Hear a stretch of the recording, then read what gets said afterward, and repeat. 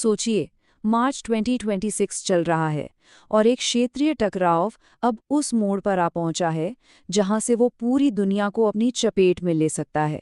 तो चलिए समझते हैं कि आखिर हुआ क्या है जिसने दुनिया भर की नींदें उड़ा दी हैं। ये सिर्फ एक लाइन नहीं है, ये उस खौफ को, उस गहरी चिंता को बयां करती है जो इस जंग ने पैदा कर दी है। हर किसी के जहन में बस एक ही सवाल है, अब आगे क्या?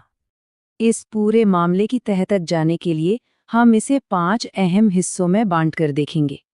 तो सबसे पहले ये समझना बहुत ज़रूरी है कि ये लड़ाई अब सिर्फ ईरान और इज़राइल के बीच की नहीं रह गई है। नहीं, ये अपनी सीमाओं को लांघ चुकी है।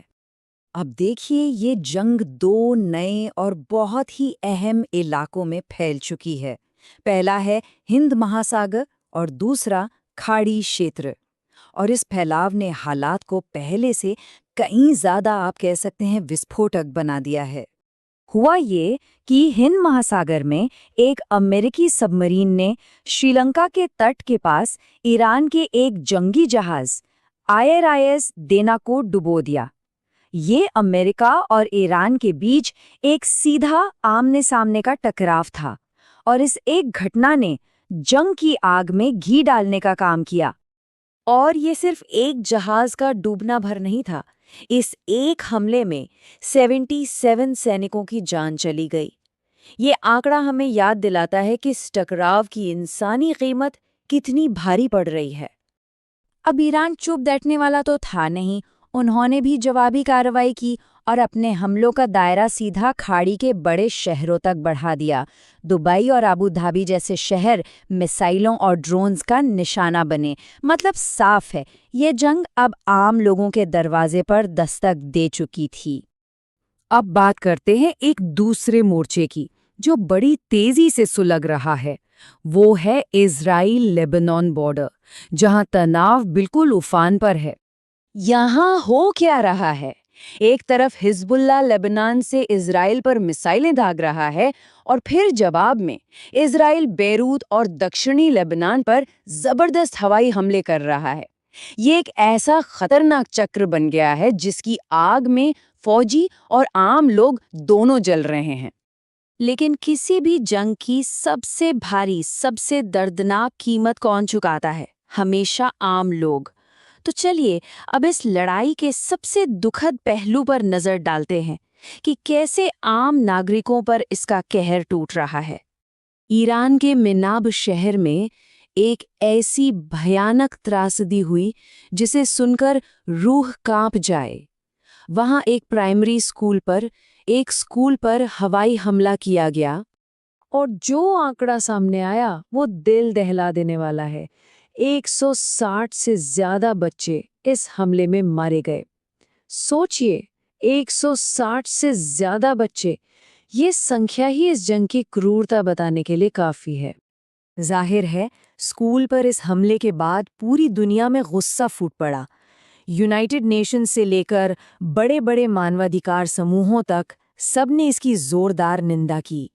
और ये सिर्फ मौत का आंकड़ा नहीं है, इस बर्बरता के अलावा ये जंग बड़े पैमाने पर लोगों को बेघर भी कर रही है।